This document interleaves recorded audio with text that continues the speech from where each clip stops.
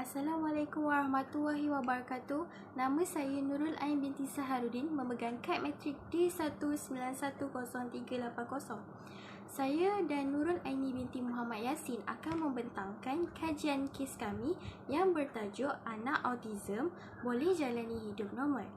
1.0 iaitu pengenalan. Persatuan Kebangsaan Autism Malaysia NASOM menyatakan autism adalah satu kekurangan seumur hidup dan menampakkan kesannya dalam masa 30 bulan yang pertama seseorang bayi. Seterusnya, komunikasi mereka akan terbantut dan mereka juga sukar untuk berhubung dengan orang secara langsung. Selain itu, mereka juga mempunyai masalah tingkah laku.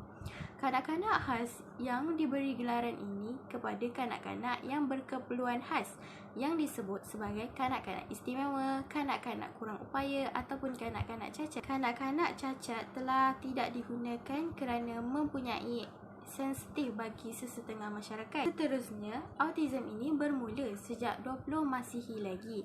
Seterusnya, perkataan autis berasal dari perkataan Greek iaitu autos yang bermaksud sendiri. 2.0 iaitu latar belakang individu.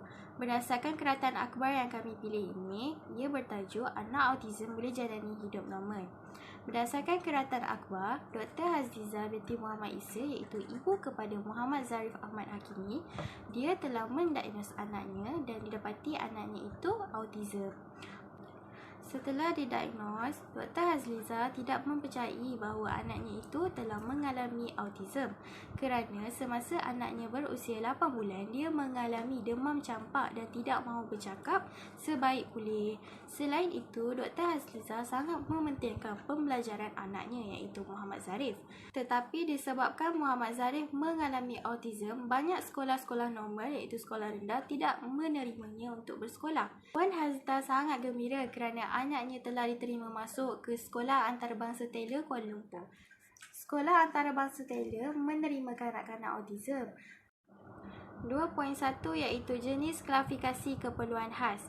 Kanak-kanak autism mempunyai 3 klasifikasi iaitu sindrom Asperger, Depressive Development Disorder, gangguan disintegratif. Yang pertama adalah sindrom Asperger, iaitu sindrom ini terletak pada spektrum autism yang lebih ringan. Seseorang yang mempunyai Asperger mempunyai kepintaran dan dapat menjalani hidup seharian yang normal. Yang kedua, Depressive Development Disorder, iaitu diagnosis yang mempunyai rekod tertinggi dalam kalangan kanak-kanak. Semua kanak-kanak yang mengalami autism ini akan mengalami lebih teruk berbanding dengan sindrom Asperger. Yang ketiga iaitu gangguan disintegratif, iaitu kanak-kanak yang berkembang secara normal dan kemudian secara tiba-tiba hilang kemahiran sosial, bahasa dan juga mental. Ia akan hilang secara mendadak, kebiasaannya antara umur 2 hingga 4 tahun. Kanak-kanak ini juga seringkali mengalami sawan. Saya akan menerangkan serba sedikit tentang Muhammad Zarif. Muhammad Zarif mempunyai klasifikasi Pervasive Development Disorder kerana kanak-kanak autism ini telah didiagnosis dalam jangka masa yang panjang. Seterusnya, setelah didiagnosis ketika berumur 1 tahun 8 bulan, kanak-kanak yang mempunyai Pervasive Development Disorder ini berbeza dari segi kebolehan kecerdasan dan tingkah laku. Sebilangan kanak-kanak tidak bercakap sama sekali.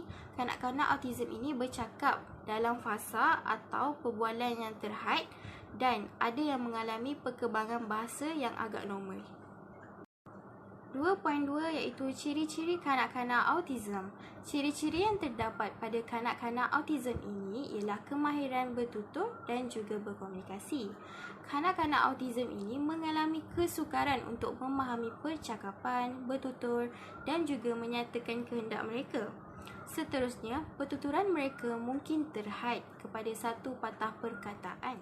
Kanak-kanak autism ini akan membuat bunyi dan perkataan yang tidak bermakna dan juga tidak boleh difahami.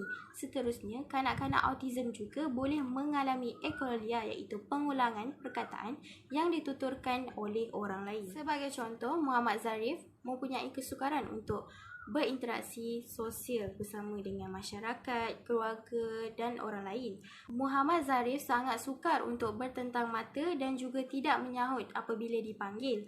Kanak-kanak autism ini juga sukar untuk bergaul dengan kanak-kanak lain dan sering bermain sendirian. Assalamualaikum, nama saya Nurul Aini binti Muhammad Yasin, nombor metrik D1910597.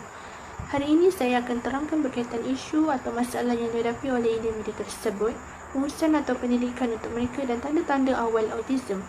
Isu atau masalah yang dihadapi oleh individu tersebut. Pertama, isu atau masalah yang dihadapi oleh kanak-kanak autism yang bernama Muhammad Zarif ini ialah ibunya tidak mempercayai diagnosis autism kerana diagnosis ini dilakukan sewaktu kecil. Ibunya risau kalau diagnosis ini terjadi sesuatu kepadanya. Kedua, Dr. Aslita iaitu ibunya kecewa bila sekolah-sekolah rendah di negara ini tidak dapat menerima Muhammad Zarif untuk bersekolah seperti kanak-kanak normal yang lain kerana ibunya ingin melihat Muhammad Zarif mendapat pendidikan formal seperti kanak-kanak normal yang lain. Seterusnya, pengurusan atau pendidikan untuk mereka. Pengurusan atau pendidikan bagi kanak-kanak autism untuk adik Muhammad Zarif ini ialah kanak-kanak autism ini perlu menerima pendidikan awal dan terapi bertulisan di Early Autism Project EAP. Selain itu, Muhammad Zarif dihantar ke Early Autism Project EAP seawal usia 3 tahun. Seterusnya, Muhammad Zarif merupakan kanak-kanak autism yang sudah pulih daripada kategori tahap sederhana kepada kategori tahap rendah kerana Muhammad Zarif melakukan rawatan atau terapi. Akhir sekali, Muhammad Zarif bersekolah di Sekolah Antarabangsa Taylor Kuala Lumpur. Sekolah Antarabangsa Taylor Kuala Lumpur merupakan sekolah biasa yang boleh menerima kanak-kanak autism. Setelah 2 tahun, Muhammad Zarif bersekolah di Sekolah Antarabangsa Taylor Kuala Lumpur. Muhammad Zarif telah memberi kehidupannya sebagai pelajar biasa dan Muhammad Zarif telah membuktikan bahawa kanak-kanak autism boleh pulih. Tanda-tanda awal autism. 6 bulan, tiada atau kurang menunjukkan ekspresi gembira seperti ketawa dan kurang menunjukkan eye contact. 9 bulan, tiada atau kurang memberi respon yang ditunjukkan orang lain, contoh bunyi atau suara, senyuman dan ekspresi muka. 12 bulan, tiada atau bubbling yang sedikit, tiada atau kurang memberi respon kepada isyarat badan yang ditunjukkan seperti pointing dan babai. Dan tiada atau kurang memberi respon apabila nama dipanggil orang lain. 16 bulan, sangat sedikit atau tiada perkataan yang disebut. Dan 24 bulan, frasa perkataan yang sedikit atau tiada makna, tidak termasuk meniru atau mengulang sebutan. Saya akan rumuskan kesemuanya iaitu 3.0 kesimpulan atau penutup. Autism ini sangat meningkat dalam kalangan kanak-kanak pada masa kini. Autism memerlukan rawatan yang terperinci dan pemeriksaan fizikal serta penilaian perkembangan intelek diri mereka serta emosi mereka. Seterusnya, pihak kaunseling dan insentif diperlukan bagi membantu ibu bapa untuk melatih dan memberikan rawatan yang baik untuk anak mereka. Seterusnya, ia juga memerlukan kesabaran, pengorbanan masa, tenaga dan juga wang. Guru juga harus meningkatkan lagi proses pembelajaran dan juga menggunakan kaedah yang sesuai untuk diaplikasikan dan direalisasikan bagi mengelakkan kanak-kanak penghidap autism ini daripada berterusan dan juga kepelbagaian masalah yang mereka timbulkan serta dapat mengawal dan membantu mereka dengan sewajarnya. Sekian, terima kasih.